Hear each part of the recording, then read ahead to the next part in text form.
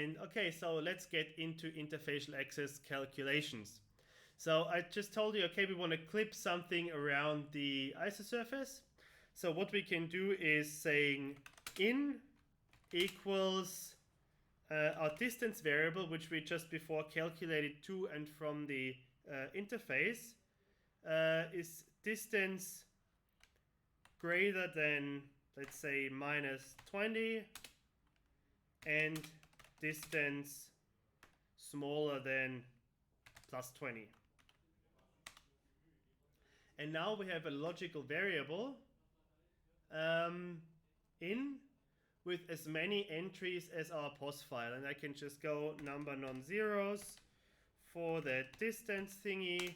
And we will see that we have about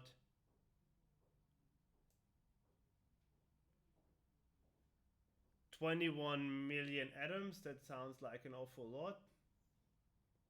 That sounds like all of them.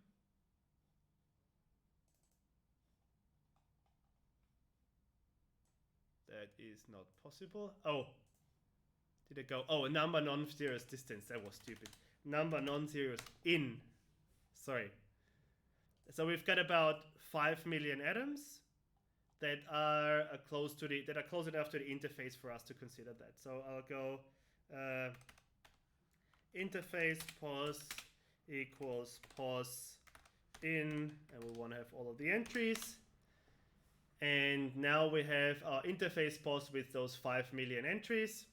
So very quickly just crop the distance to the boundary. Sometimes also very nice to do that if you just want to show what kind of elements are on the boundary. So you can just clip anything that's too far away from the boundary, and it's very helpful for visualization. And now we can calculate the interfacial access. And let me just look into the toolbox what that's called. Patch create access value. So we go patch create access value, and we do that for the interface pos. Oh, sorry. Interface pos with interface pos dot atom being, what do we want to do? Okay, someone of you just tell me what kind of element do you want to see? Which element do you want to see? Anyone? No one an idea? Otherwise I'm going to be boring and take aluminium again. Molybdenum. Okay, so we'll take molybdenum. Thank you. We'll take molybdenum. All of the entries from that. The parent pos is our interface pos. Our interface is the... Which one did we use?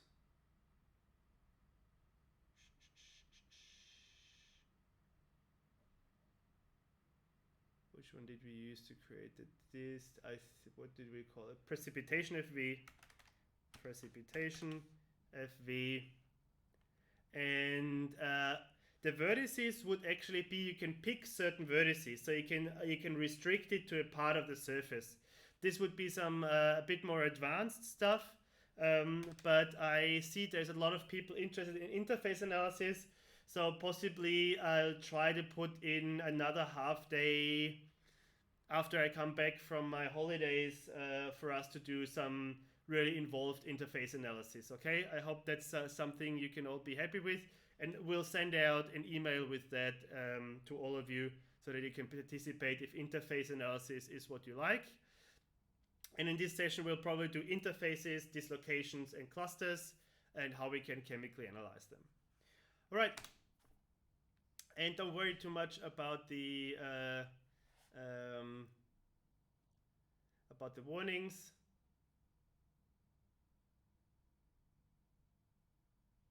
It's probably because we have conflicting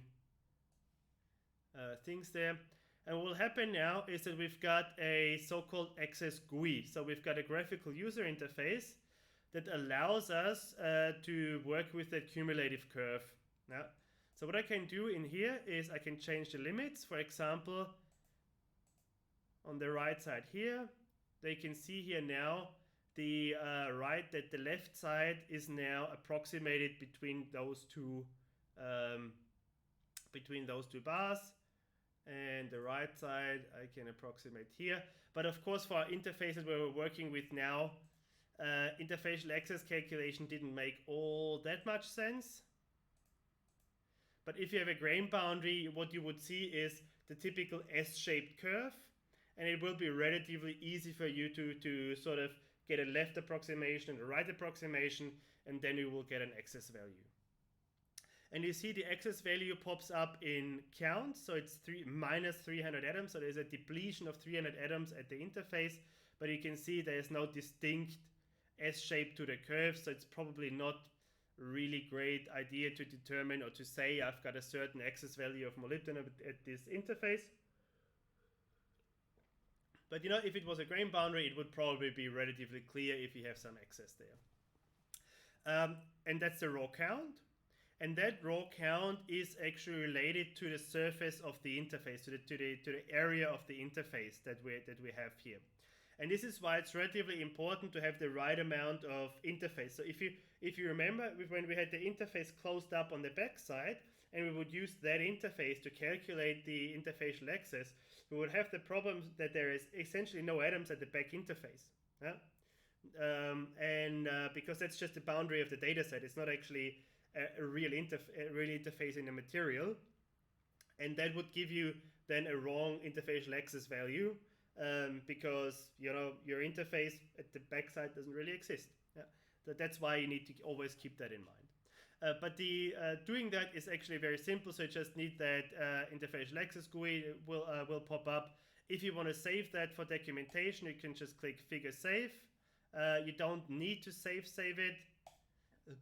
If you don't save it, it will just pop up with a new Matlab figure that is, it always puts it on the other screen here, with a new Matlab figure that has all the stats in it, so you can save it for reference for later. It says, okay, the partial axes, if you have an asymmetric interface, you can have a left and a right axis, and this is the axis here. The axis is obviously in this case determined neither in the Gibbsian nor in the Guggenheim way, which the Guggenheim way is obviously the thermodynamic one, not the Gibbsian one. That seems to trip people up pretty regularly. But it's in reference to a defined surface, because the way that interfacial access is defined in thermodynamics is without an explicit definition of the interface, because if it's a thermodynamic value, it needs to be independent of the definition of the interface, which physically, if you leave thermodynamics, doesn't make all that much sense, because you know where the interface is, right? If you take a TM image, or if you have very nice atom probe data, you know where the interface is, right?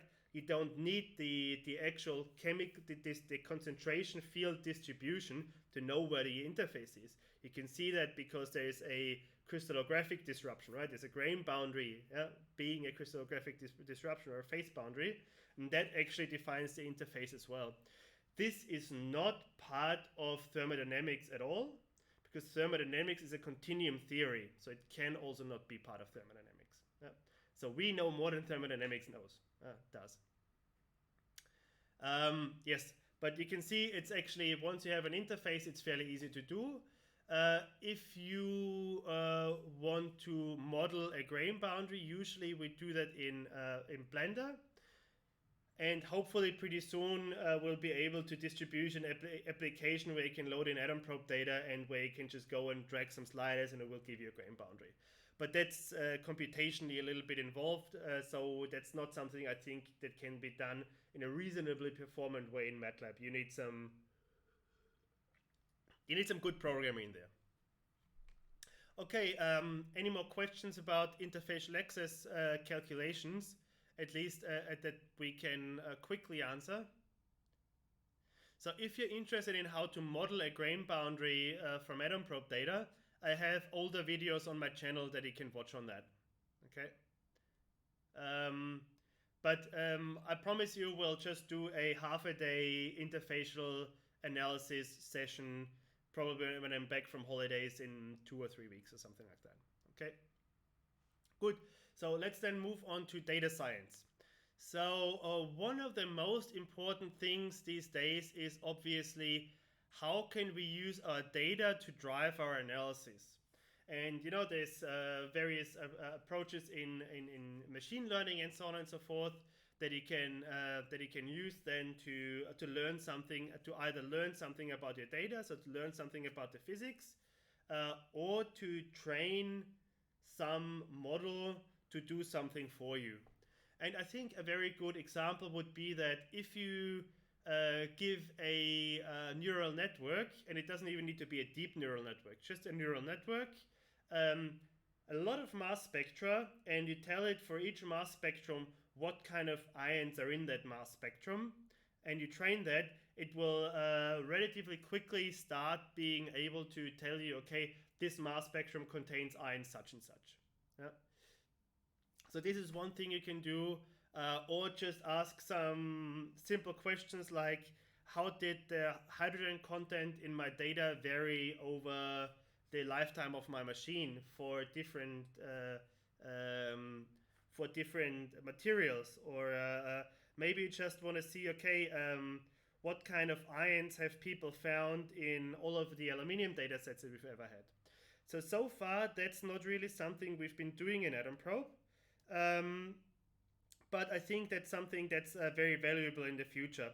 And that's why I'm really hoping for AP Suite 6 also to give us a little bit of an ability to pull out metadata from our datasets to create searchable databases. And we have done that already here in Erlangen. We have created such searchable databases, or a searchable database that I will just quickly show you. It's our APT data server. And on here, you can see we've got a lot of folders of different Atom Probe runs. And these are essentially all of the Atom Probe runs that we have that have more than 1 million atoms in them. And some of them are still, you know, you just see the Hdf5 file, and for a lot of them, I don't know how many we have right now. You see we have individual folders, and that's now 183. And at that point, I want to say a big thank you to all of my students that have contributed to this, because what all of these folders are actually a collection of EPOS files with the associated metadata. And what that means is that for each of those data sets, we have a file which tells us, okay, what project is that in? So in this case, oh, this is someone that people in the UK probably know by now. This is a data set created by Martin Meyer.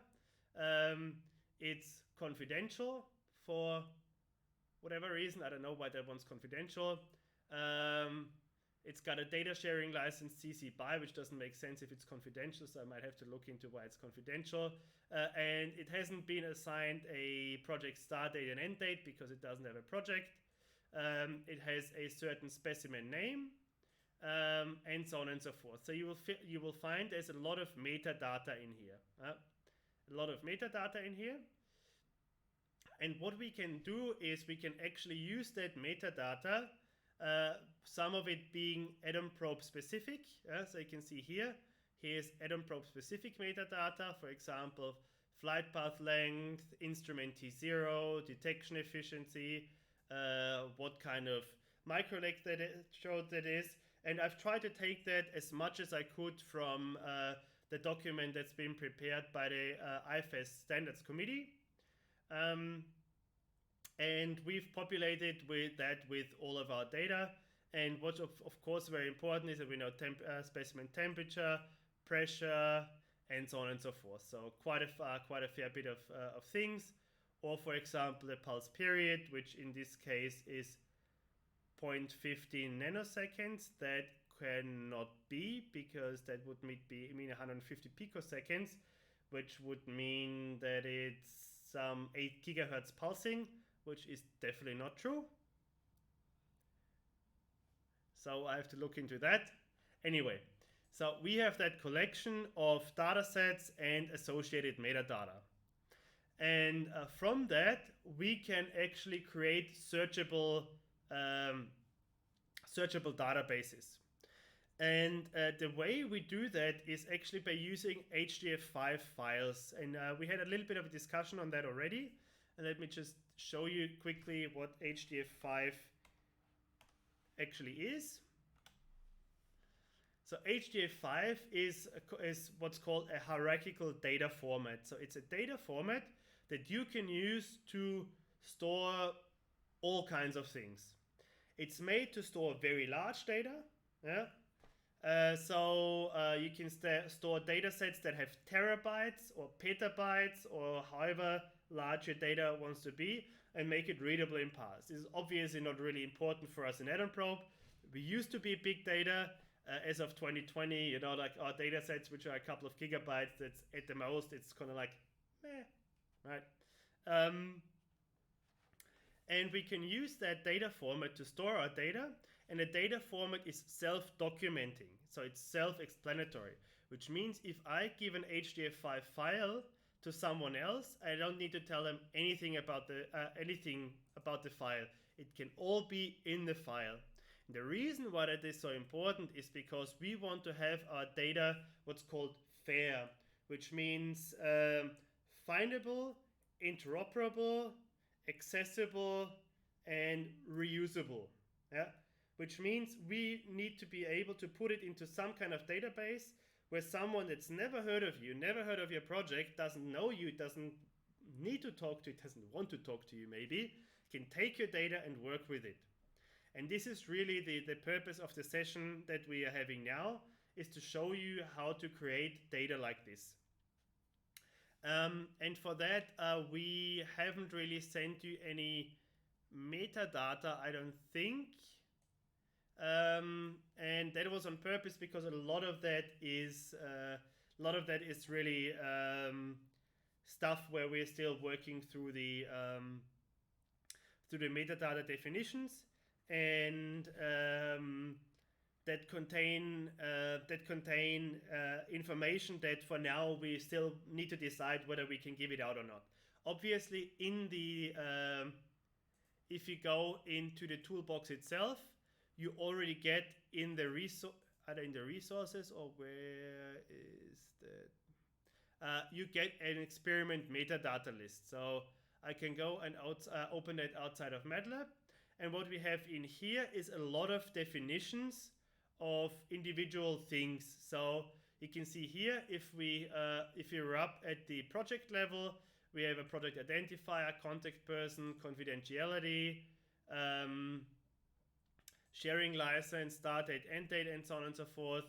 Then we have experiment metadata like an experiment name, description, a specimen name, description, identifier, and so on and so forth. We can have images. We can then describe what kind of experiment we do, because this is not necessarily specific to Atom Probe. So we started out with that, with having all kinds of experiments in mind, and that's what I was talking about earlier already. That we have people in chemistry, we have people in physics, we have people in the people that do all kinds of different experiments. And what we want to be able to do is give them a list like this and find anything that's not really 100% specific to an experiment in there. So for example, the begin time, end time, and things like that. And most importantly for us, what type of experiment it is. Because later we will have everything that is specific to that experiment, right? So if I do an Atom Probe experiment, for example, what I will not have is creep data. An Atom Probe tomography experiment doesn't produce creep data, right? And so I need to say, okay, this is an Atom Probe tomography experiment. And then I can go in and for example, search, okay, for this sample, what kind of data do I have? So maybe I do research on superalloys, and on my samples I do creep experiments, I do TEM, I do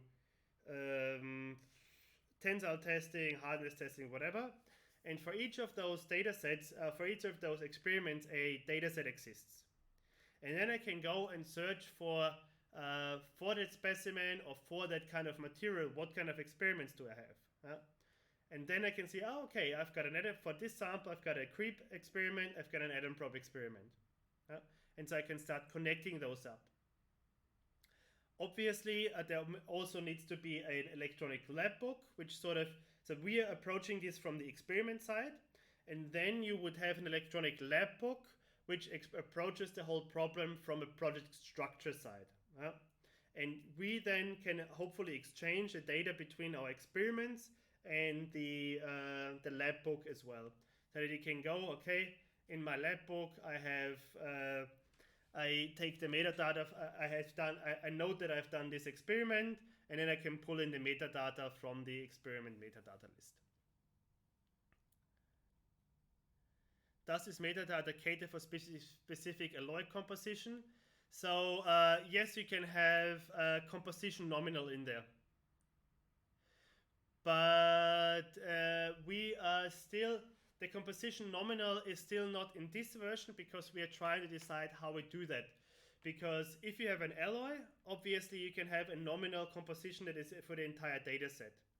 But if you, for example, do thin films, or if you do transistors or things like that, then you have different regions of your data that have different nominal compositions. So just think of a multi-layer stack. It doesn't make sense to say, okay, this multi-layer, if I take an iron cobalt or a silicon germanium multi-layer like we've seen yesterday in Costa's session, it doesn't make much sense to say this is a 50-50 nominal composition. But what you have is you have a layer of silicon and you have a layer of germanium.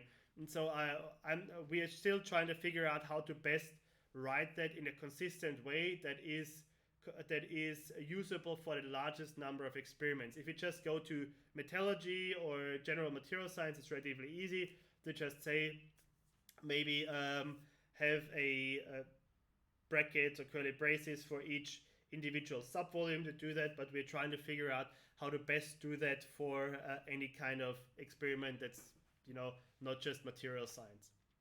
But yes, that obviously needs to be in there as well, because you might want to search for you might have 250 or 1,000 data sets from superalloys, and it might be very interesting to see how much the superalloy data sets on the atom probe differ from the average, from the composition that was nominal.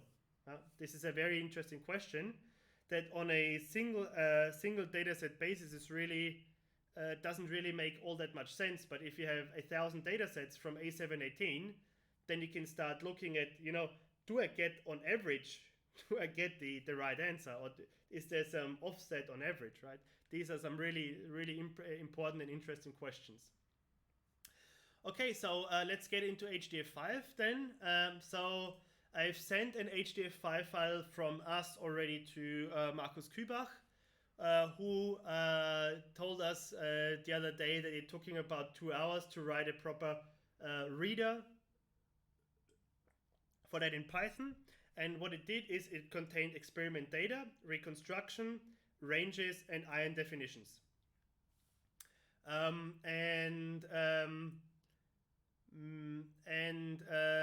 We will now start off by just showing you what kind of what an Hdf5 dataset is, and how you can look at it, and then how you can create it, and what you can do with it.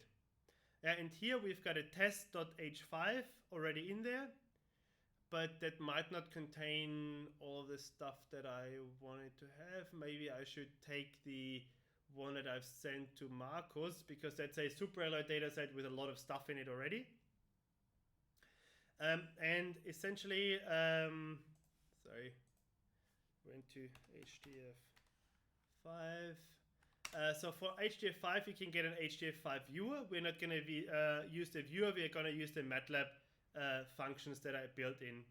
Yeah, you can have the same thing in Python, by the way, and there exist bindings for pretty much any modern language to read in Hdf5 files. So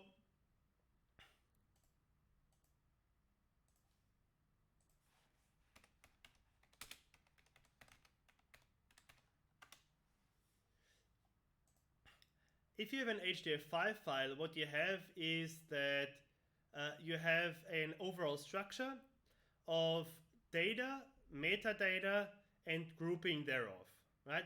So our parent container is the Hdf5 file. Within the Hdf5 file, we can have groups. Each group can have metadata associated with it. And the bottom group then have the individual data sets. And the data sets can contain all kinds of different data types. So they can contain floats, they can contain so floating point numbers, they can contain integers, strings, whatever the hell you want, right? And Matlab actually has very convenient functions to work with Hdf5 files. And you have high-level and low-level functions.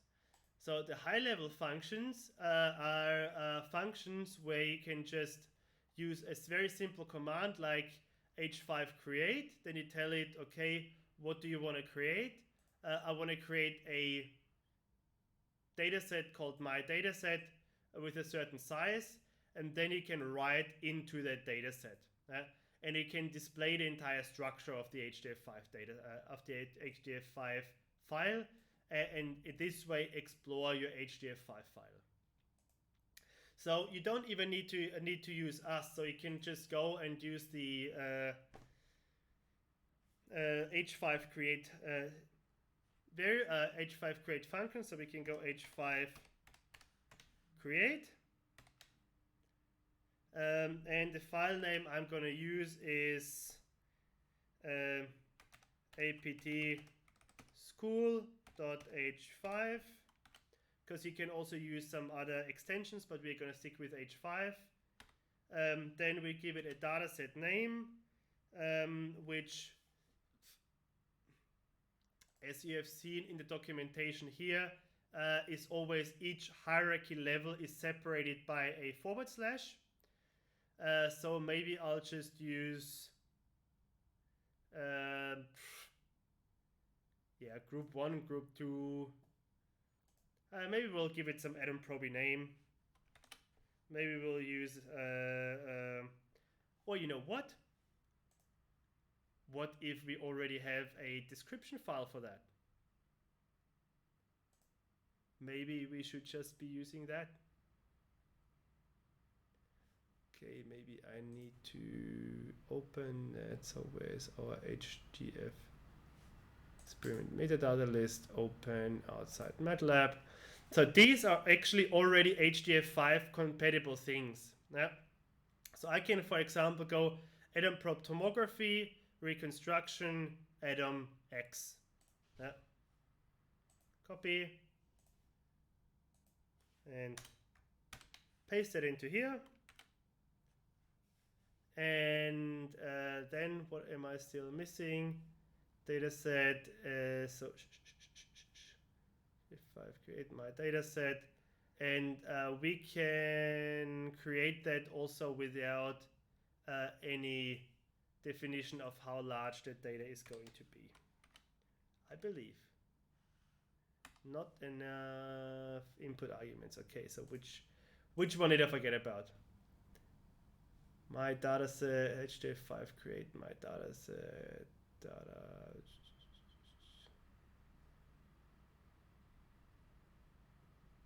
Oh, okay, so 200 infinite, no.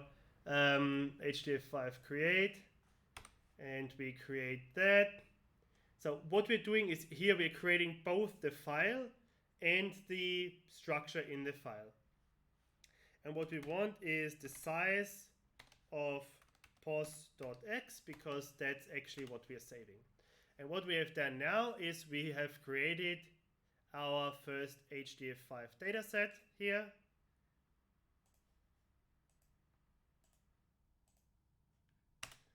create our first Hdf5 dataset, and now we will write into it. So now we've just created it and nothing is in the file. So if I go and look up the, what's it, APT is called show in Explorer, you will see that this is only 5 kilobytes. So there's obviously no data in it yet.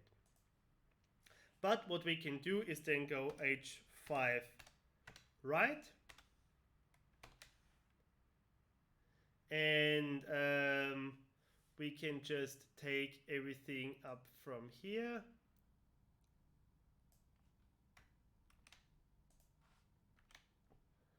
And this time we don't want to tell it what size it is, but we want to tell it that it's post.x. And now what we've done is we have actually written to the Hdf5 file. And you can see it's 167 megabytes for our .x variable. So we've saved .x, post.x, and we can obviously do the same thing for post.y, post.z, and so on and so forth. But I think you get the idea of how the whole thing works. One thing that we can do with that, and that is really nice, is we can also write attributes. So we could, for example, say, okay, our Adam probe reconstruction is in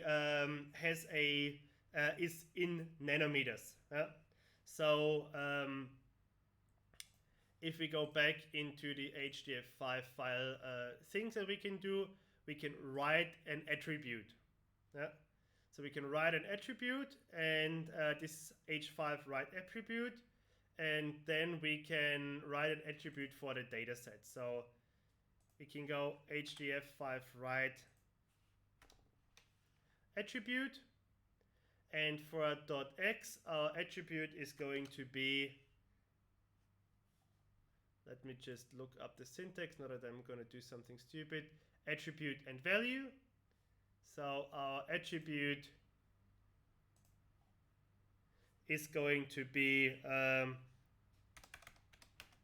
unit, and the unit is nanometers. And now I've written that to my Hdf5 file. And now if I want to see what's in the Hdf5 file,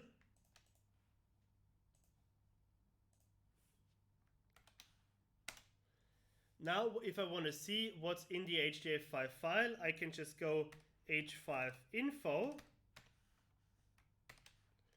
for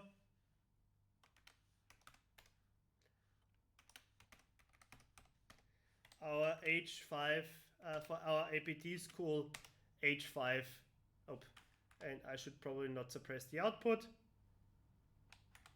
Save it somewhere. So now we've got a new variable called info, which contains all of the infos. So what we can see here is that in that group structure I was talking about,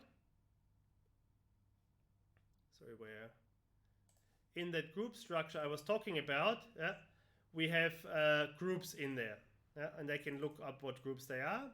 And there's only one group, and that group is called. Let me just make that wider so you can see that. That group is called Adam probe tomography.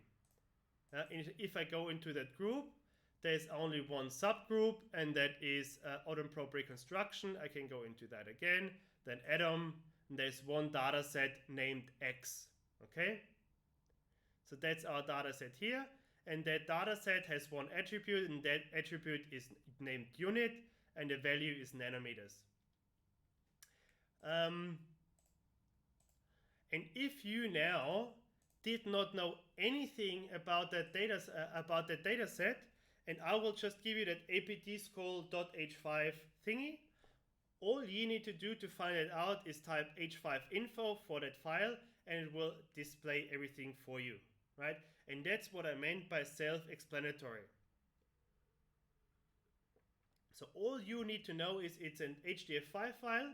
You can go in and go h5 info and look up what is in the dataset. Yeah, it will, And if it's a well-written, if people have thought about how to do that for their data, it will probably tell you this is an atom probe dataset.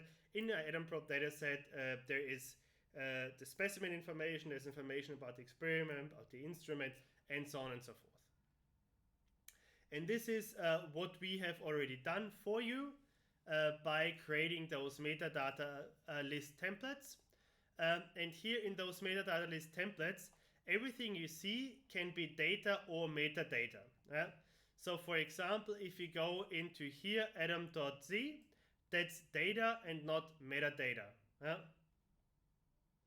And what you can see here is that we always have units. So if you go into here, we'll have units, and we have formats, and we have values. And then it says null here means that we haven't defined anything in our metadata template. For our atom.z, that doesn't make much sense anyway, because our atom reconstruction Z will always be data and not metadata. But if you, for example, go to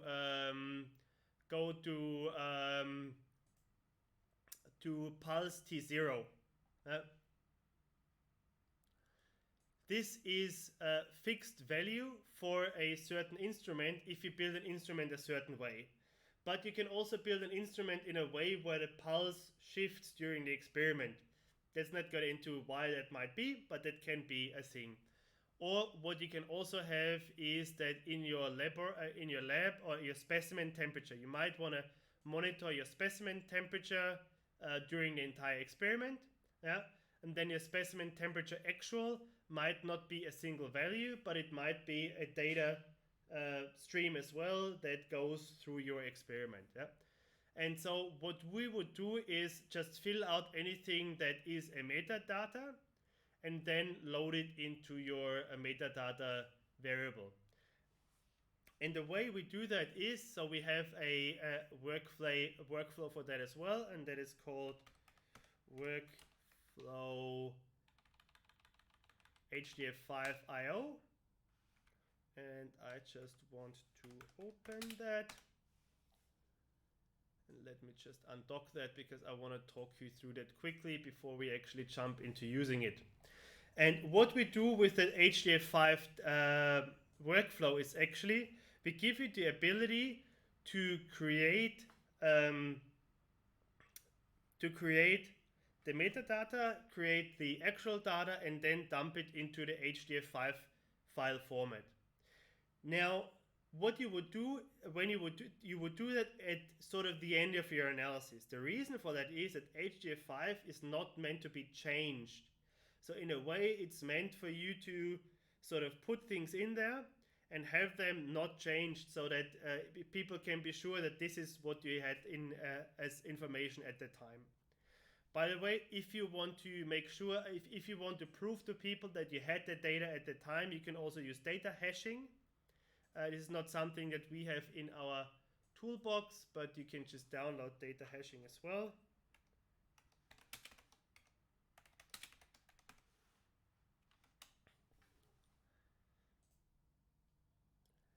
And what that means is that you can create a code like this one from your dataset, which is unique to your dataset, and proves that that data existed in that form at that time. That was a short excursion, but this is also something you can do. Okay, but with our Hdf5 workflow, you would start and you would load the text file that I've just shown you in, and then this will show up as a Matlab variable with all the metadata filled out that you already had. And I will just do that for one of our data sets here. So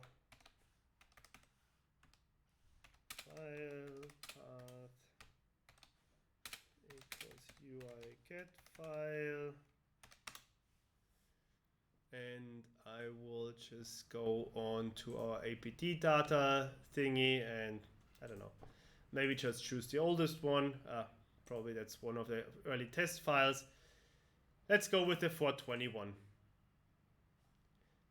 Oh no, sorry, that was incredibly stupid for me. I need to show all files. Anyway, we'll stick with 420. And now we can load in the metadata by going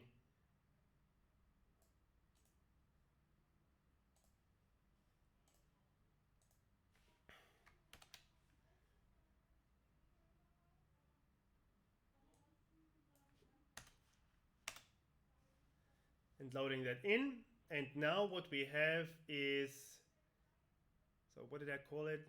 Meta, what's always M? It's a cell array. And if we look into that cell array, we get all that information that I was talking about before.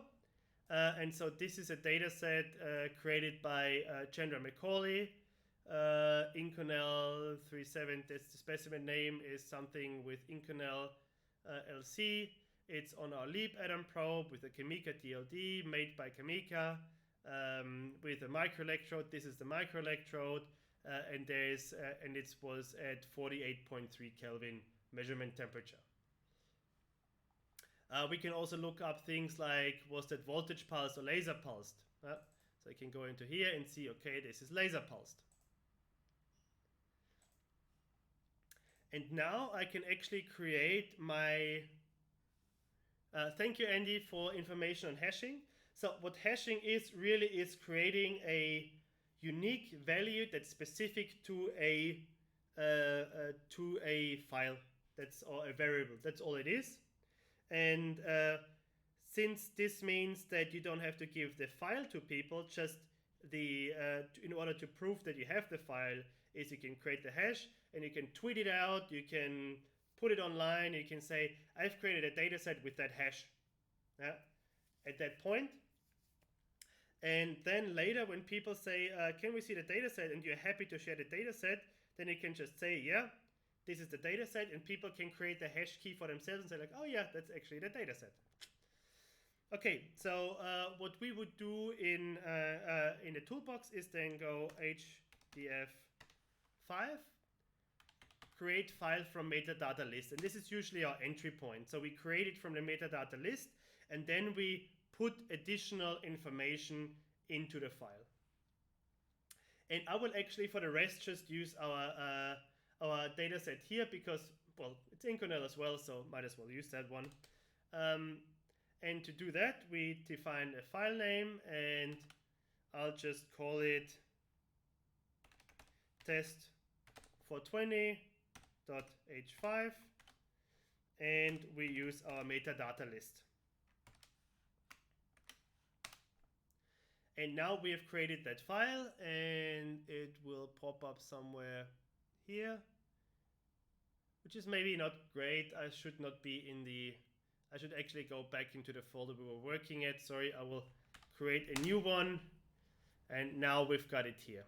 It's not a text file, so if you want to open it outside Matlab,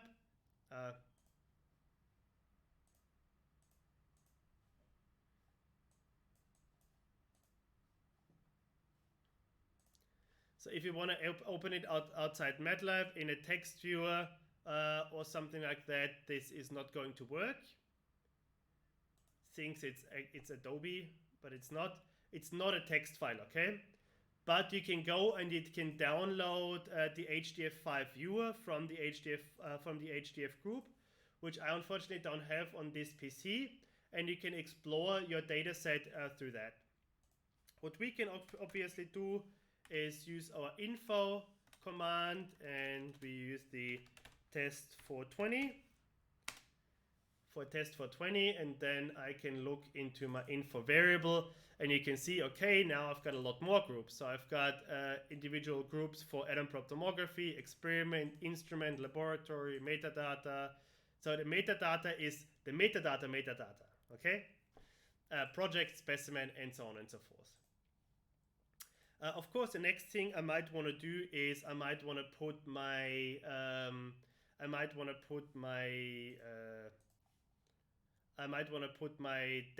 my post data in there, and there we use post table add to Hdf5, and in this case it matters in what state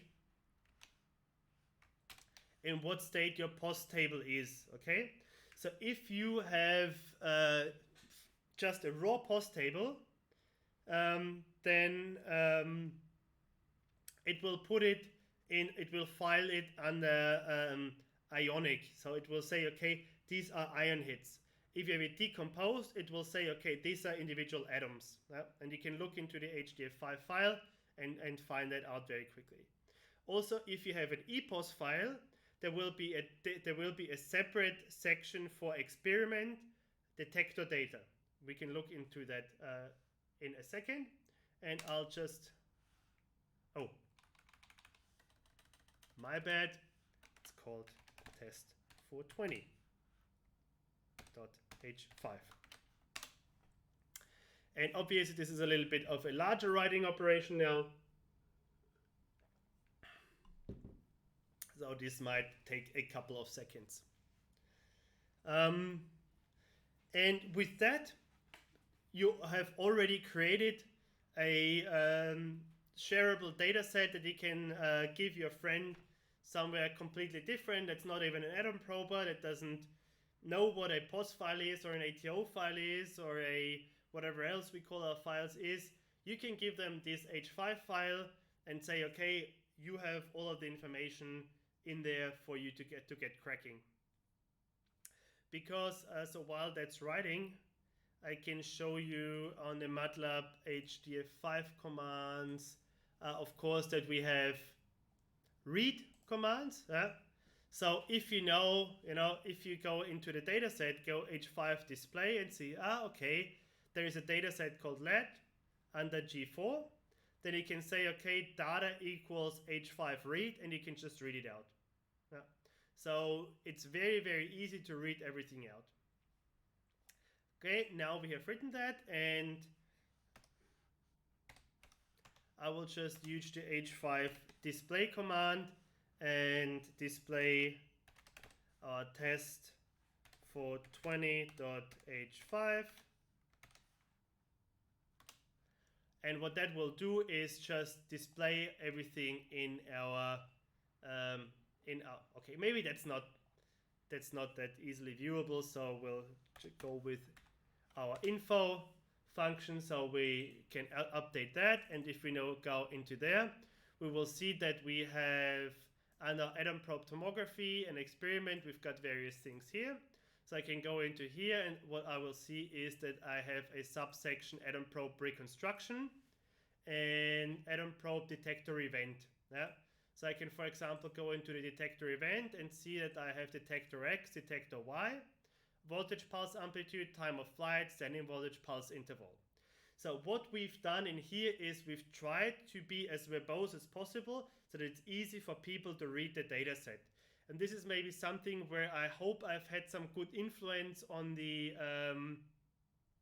that I've had some good influence on the people in the IFS standards committee to be a little bit more verbose in terms of how to write that. So Andy is saying, good luck if you ever have to use a Matlab Hdf5 low-level functions.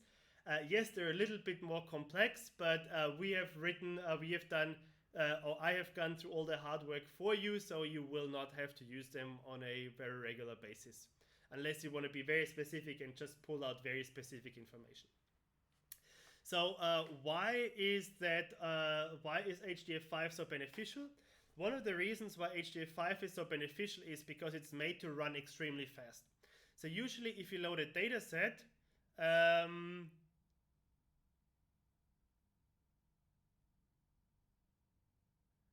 H5 read and write only work with doubles in Matlab.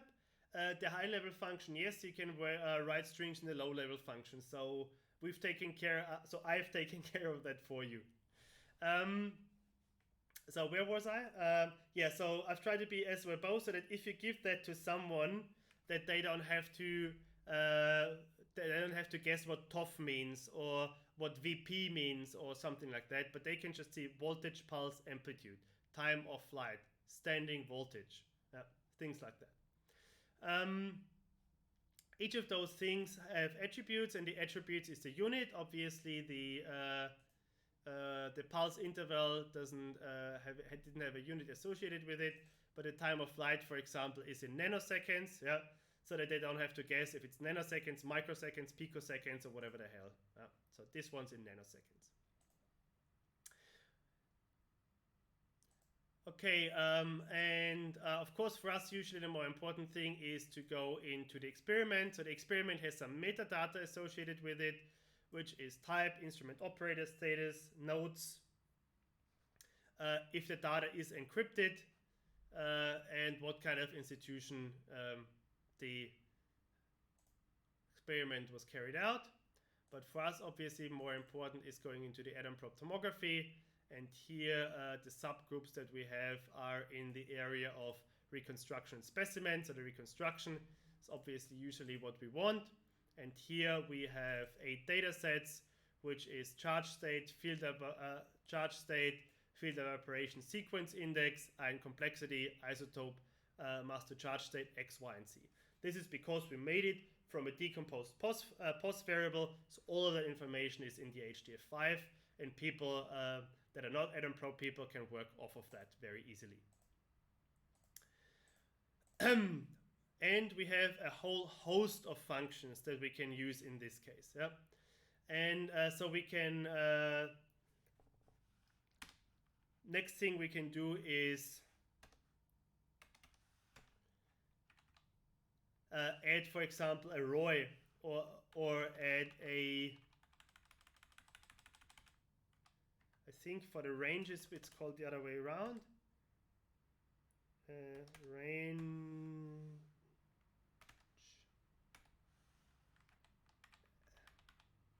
Okay, maybe I should look it up in the script. So writing a post to writing an ion table, writing and reading. So I can go into my mass spectrum and insert my ions that I have identified into my Hdf5 files. So I can go and create an ion table by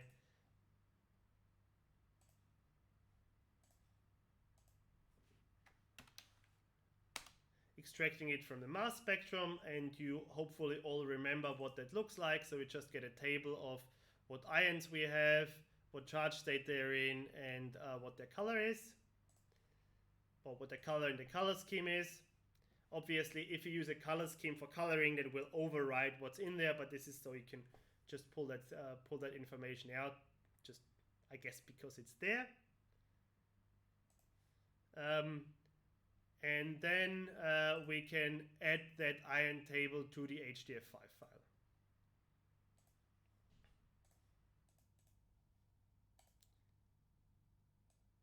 And our file name is not file name.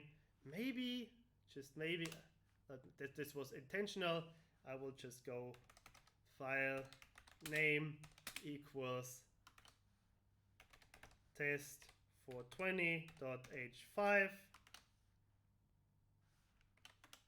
So that I can do it that way. Oh no, that's not what I wanted.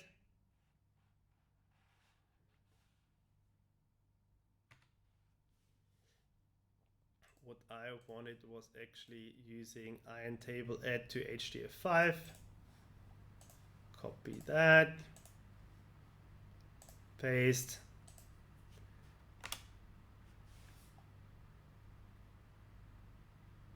Ha!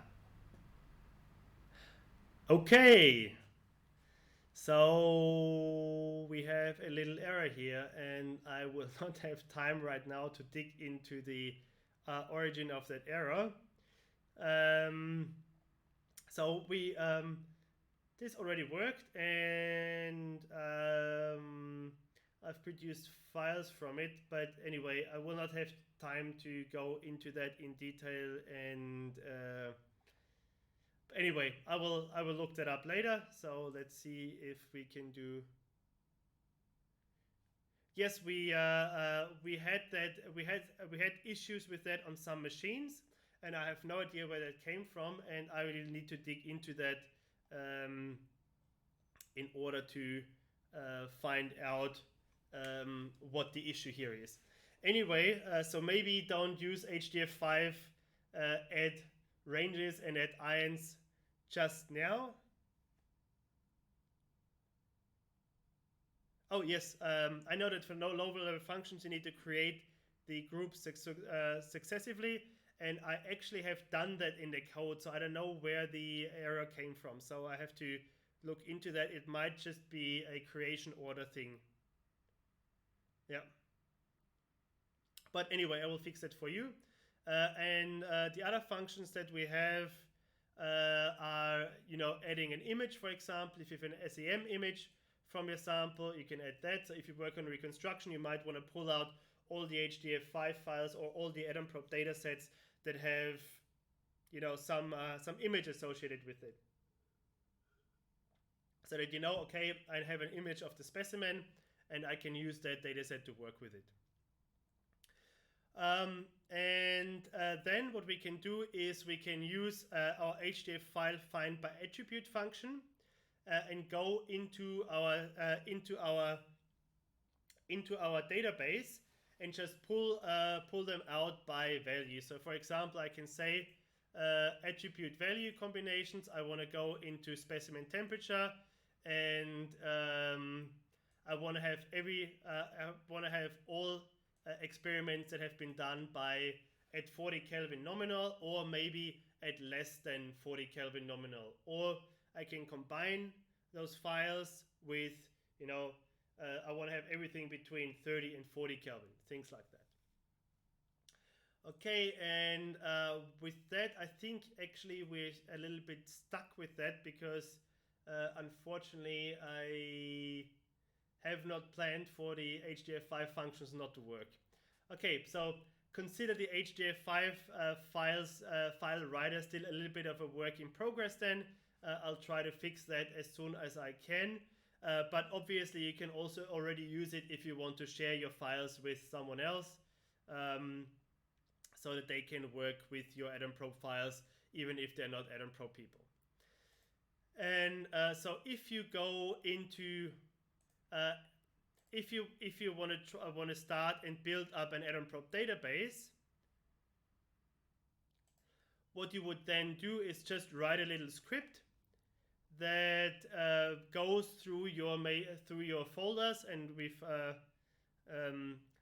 will provide you with some scripts that do that as well.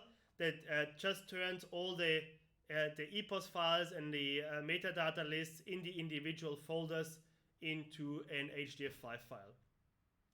Or of course, if you just want to work with it yourself and not and don't need to share it with someone else, you can just use the Matlab figure files and the EPOS files without using the Hdf5 as well, and that does the same job. But of course, if you want to share your database, put it on a repository, and you want that export to be what's considered to be fair, so findable, accessible, interoperable, and reusable, then it will need to be in a file format that other people can read without asking you about it. And this is a very important thing about fair data. People must not have to ask you any questions about the data for them to be able to use it. And making your data fair is actually something that's increasingly being required by funding agencies. So Andy, maybe you can comment on this, but I believe in the UK for any publicly funded research, this is already the case. Correct me if I'm wrong there.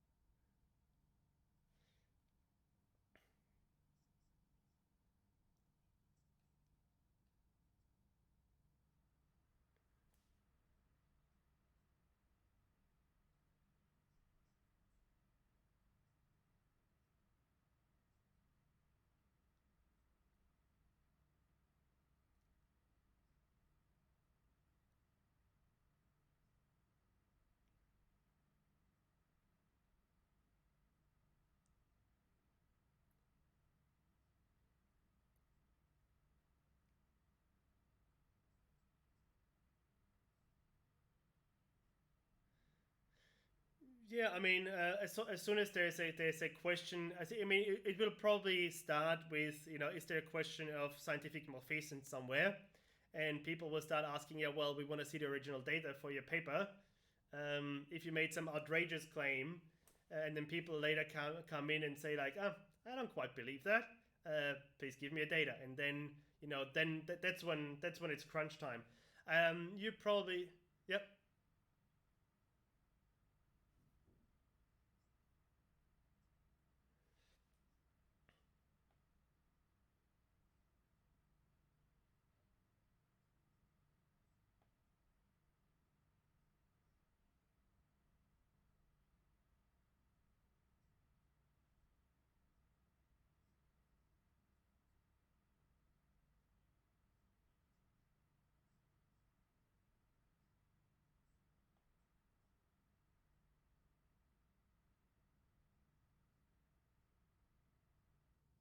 Yes, and I think we've had quite a couple of conversations on that recently already, and I think we're all converging to the same thing, that we just need to have something that's shareable, not just within the AtomProbe community, but also outside the AtomProbe community. And well, everyone else seems to have settled on Hdf5, so yeah, I guess that's the way to go for us as well.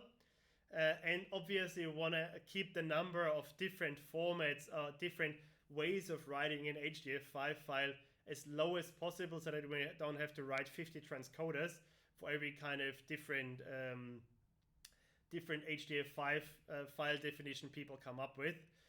Obviously, the strongest player in that area will be Kamika, and if they decide to implement that, obviously I will also then converge on whatever they have in that space.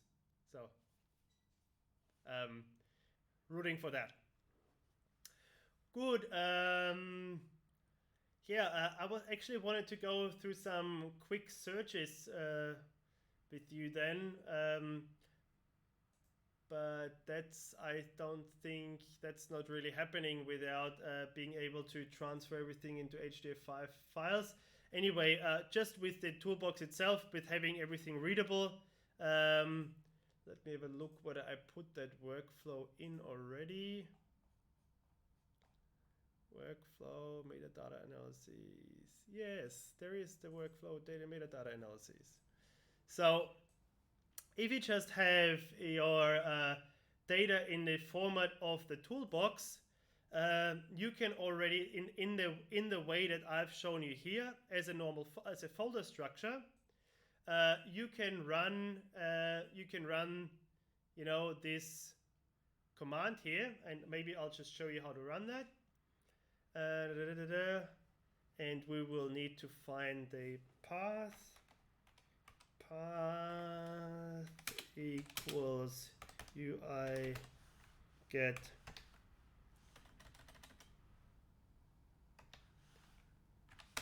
directory, and so I can go on to, okay, this is on my AtomProbe data L, and this is my top folder, and you can see here now we've got path equals L blah something. It just looks different on my Mac, and I will comment this out. And now if I run this section here, what I will get is a list of folders which I can look into, which tell me, okay, these are all the individual folders where I already have data that's been transformed into having the metadata file. Of course, the first one here, some analysis results. I just want to go and delete that row, so I can take that out. And then I can go and load the metadata for all data sets. I can go for all individual data sets and just try and run the metadata analysis. And you can see, okay, it goes through all the individual data sets, blah, blah, blah, blah, blah, blah, where we have metadata definitions. So up to 36, so it's 183 data sets that we went through. and I forgot what the dataset metadata list. So it's called metadata list. Metadata list. And so I can go, for example, into number 74, and that's already a pretty well laid out file where I've got a lot of information that I can pull out. Here, this is again data from Andy Ferner, and I've got a lot of information here that I can pull out. And here I also created a variable which just says, okay, which ones have metadata, because some of those might not yet have the metadata fully associated up there, but all 183 have them now. That's pretty good. And then I can find a certain property in that metadata array. And for example, I can go and look for what pulse type the individual experiments had. So I can run through that very quickly. And just what did I call it? So it's property value and property unit. In this case, there is no property unit. That's why that's commented out. And I can go in and go property value. Oops, property value. And I can see for all of my data sets which one was laser pulsed, which one was voltage pulsed. And this is something, for example, that I can then already use to go through the individual data sets.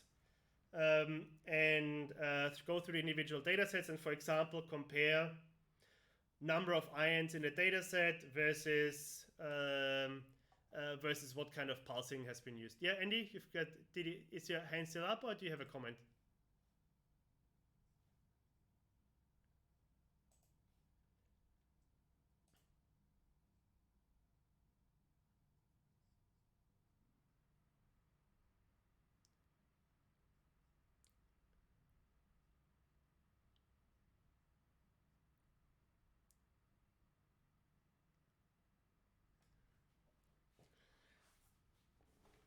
Yeah.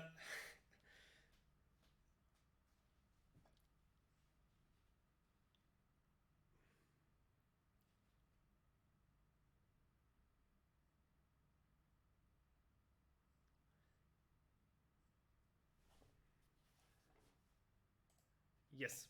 So there's two important initiatives in this case. So there's the Dublin metadata, no, not metal. Well, maybe we'll go metal concerts in Dublin. Dublin metadata standard. So we are not fully compliant with the Dublin core yet, but we will be. And the other thing that you have is dataset ontology. And there's also a oh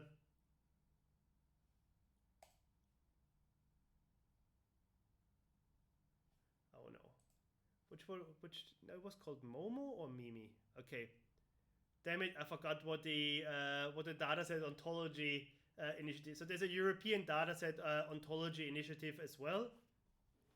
And we are going to try to be compliant. Emo, thank you. I mean, Metal Concerts should have already given me the hint that it's about emo and not Momo. It's about emo. It's about emos.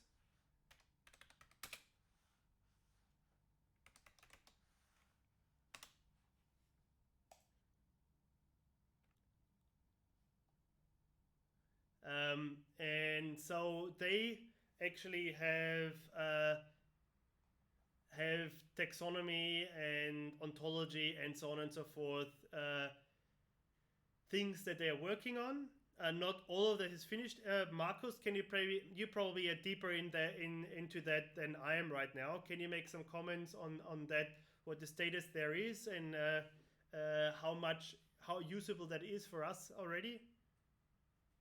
Yep, we can hear you.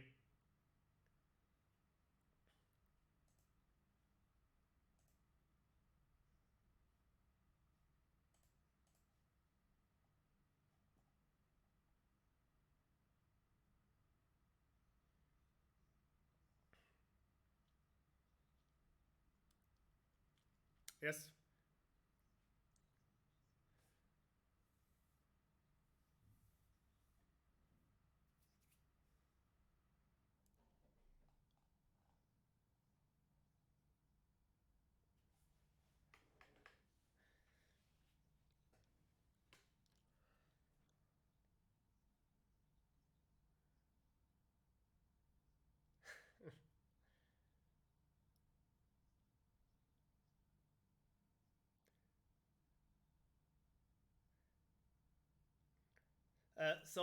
Just an info, NFDI stands for National Research Data Infrastructure, Nationale Forschungsdateninfrastruktur.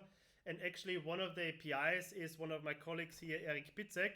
And so they are really trying to create this infrastructure of ontologies, of structures, of naming conventions, and so on and so forth for research data in general. And they are my colleague is involved in the one for material science. So there's one from solid state physics and one from material science. And as Markus mentioned, we hope in 1 year, 2 years, 3 years to have a really solid structure there. And that's why for now, we can stick with what we have. Fermat I'm not gonna say Fermat yet because it hasn't been funded yet, and I think it's bad luck if we use the name before it's. Yeah.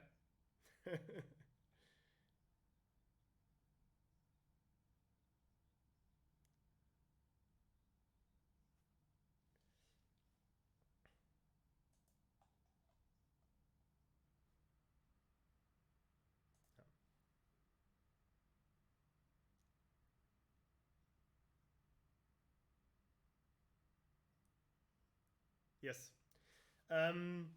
But for now, we can do metadata analysis on all of that already just based without the Hdf5 files, just based on our metadata template.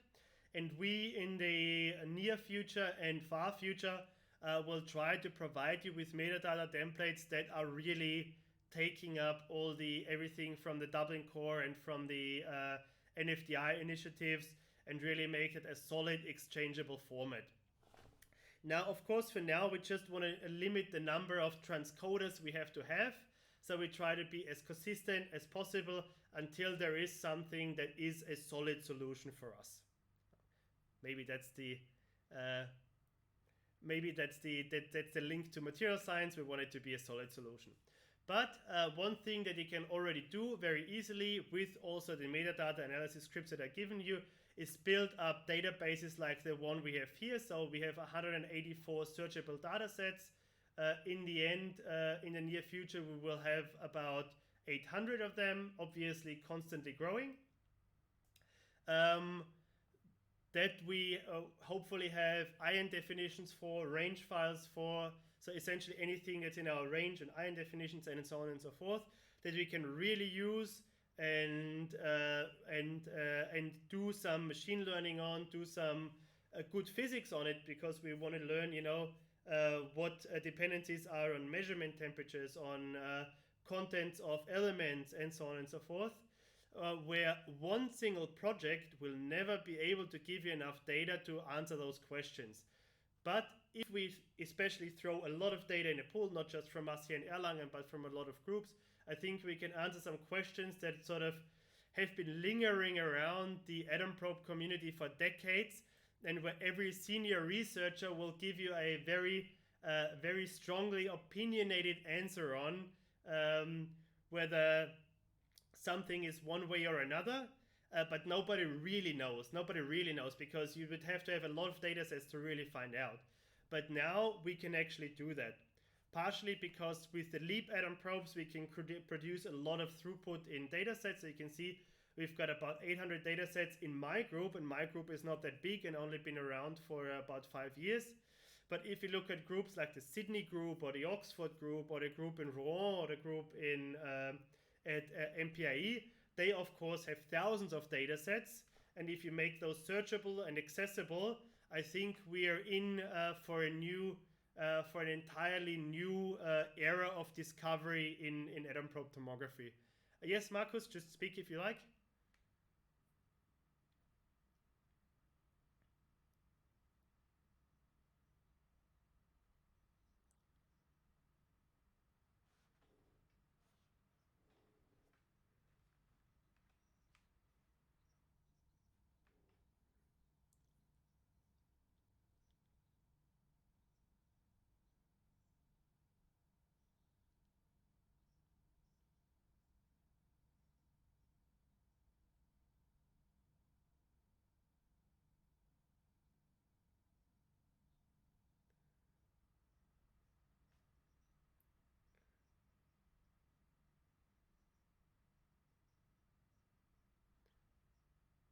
Well, what always helps is pressure. I think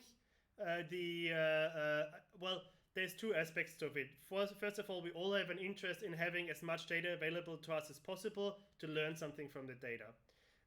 But of course, everyone thinks everyone else should give out their data sets, but it's my precious, so I sit on my own data.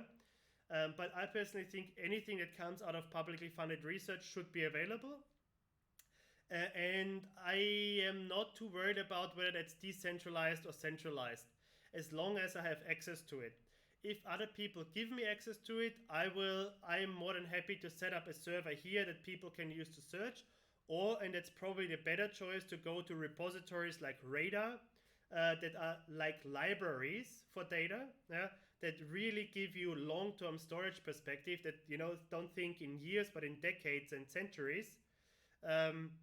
And really have a dedicated place for Atom Probe data there, where everyone can go in and search by metadata, search by any kind of data attributes, and then pull out all the data that you need for your research. So maybe you want to improve the reconstruction on multi-layers.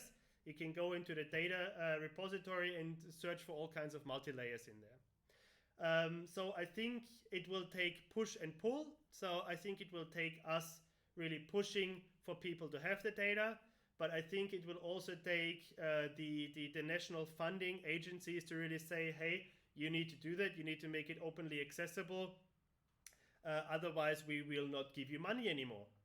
And this is obviously happening slowly but surely, because there needs to be some change management, especially with some people that have their set ways. But people are more than happy to do that. And one example there is I'm currently working with the guys at PNNL who want to make a lot of their data searchable in that way, and are probably also going to contribute to our database with data that is shareable by them. Of course, they have a lot of stuff that is top secret. They're not going to share that. But anything that's not secret. And that's why we have a data confidentiality section also in our metadata definition, where you can say, okay, you can't give that out.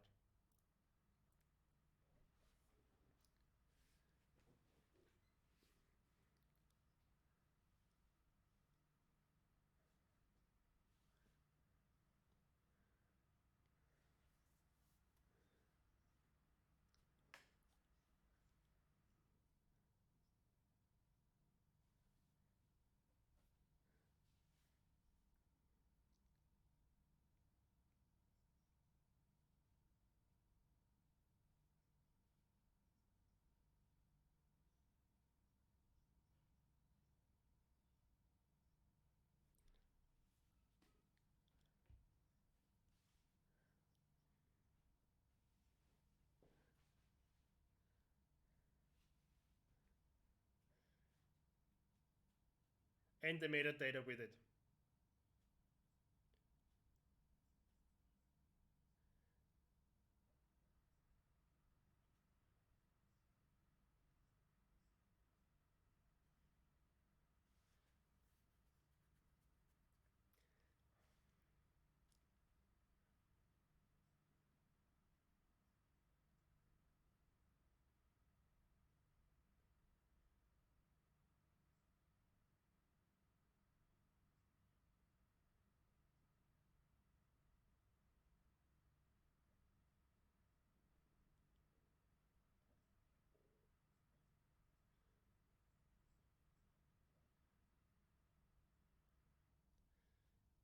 Yeah. And I think we went for version number 1.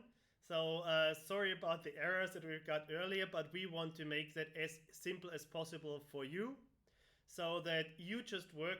If you work with the toolbox, or even if you work with IVAS, you can just use a POS or an EPOS file and turn it into an Hdf5 file. And all you need to do is fill out the few lines in the metadata definition file that are specific to the dataset, because everything that sort of refers to your Atom Probe will not change from dataset to dataset. Very often you will have the same project, the same material. You just need to fill that out. Obviously, optimally, that would be taken straight from the machine.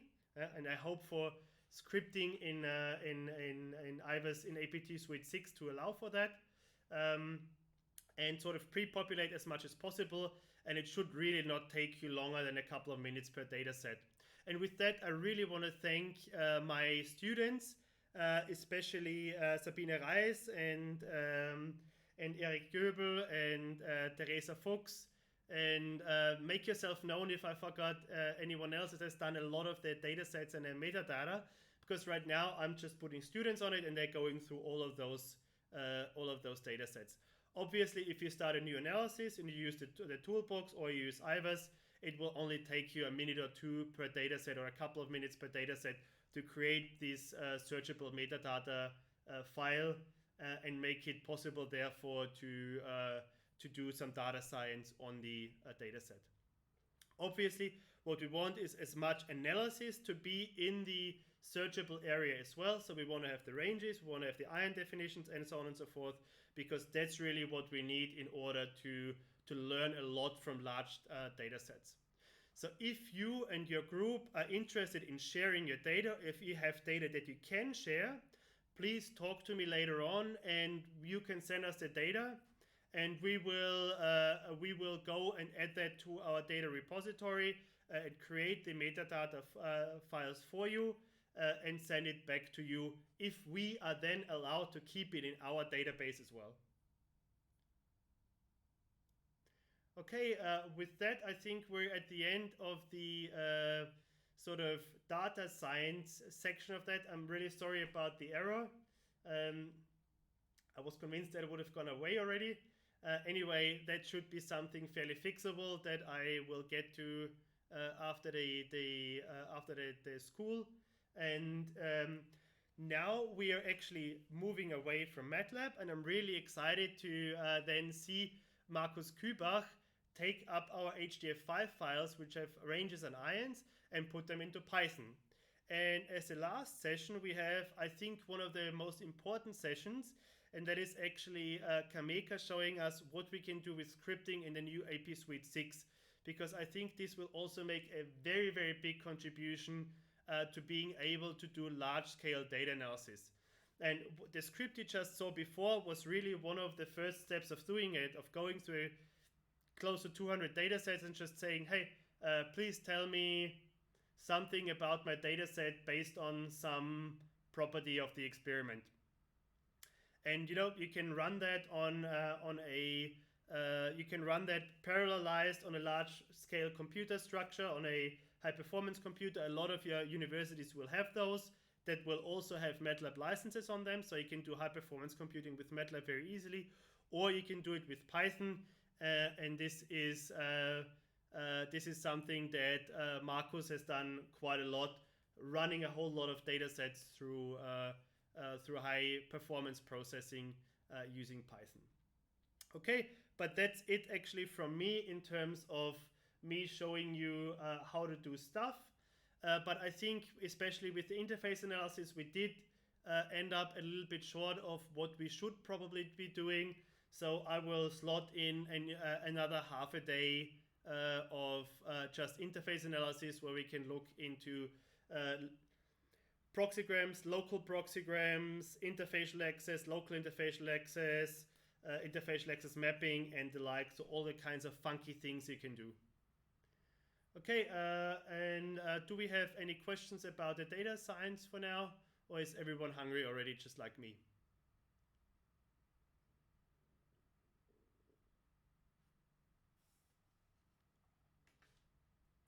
Our database is not yet available because we have to go through the individual projects and see which projects we can share. So any of the projects that we have that are fundamental projects, we can pretty much make a tick on that. But a lot of the data we have is data from commercial projects, and we have to see how we can share that. Because one thing we haven't fully implemented yet is how can I share data in an anonymized way? Because I think there's a lot of value still in having data sets that I cannot share fully, but I can share in a restricted way. Just like if you're in medicine, if you look at a scatter plot, or if you look at some data in medicine, it will not say, hey, we've got this blood sample from Dave Reinhardt, and he has had this and this illness, right? Because that's not something that you do in medicine. You don't put out personal data, and I think we need something similar for material science, for atom probe tomography, or we can say, okay, we can give out certain aspects of the data set, but need to anonymize it in one way or another. And this is still in progress. But then for us, certainly we hope that the NFDI that my colleague Eric is in, gets funded, and then we would make as much as we can publicly available. Dave, if you have data from your machines that you can share, that would also be great, because I believe you would probably have a lot of samples that are just, aluminum that have been running on various machines just to test the machines. And even that is really valuable data for us to look at and, compare different vacuum levels, temperatures, things like that. So anything you can share, we are very happy about.